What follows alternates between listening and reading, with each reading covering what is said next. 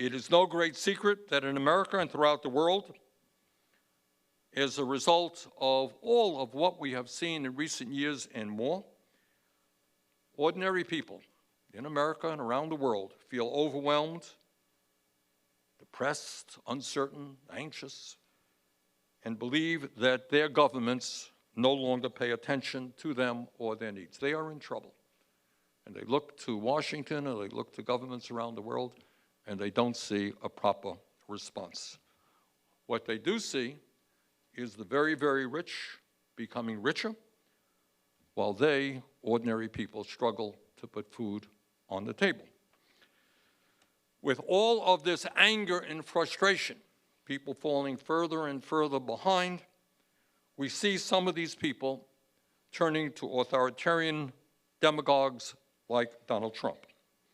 Others may simply check out of the political process, and I think we have all had the experience when you talk, when you want to raise a political issue, people say, God, I don't look at the news anymore, I don't want to talk about it, it's all too depressing.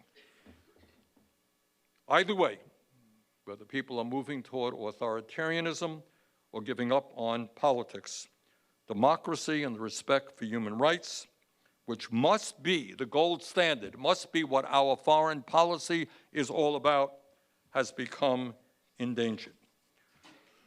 When it comes to foreign policy and national security issues, many Americans are understandably frustrated by what they see as misplaced national priorities. And I tell you, as the chairman of the Health, Education, and Labor and Pension Committee, I see this every day.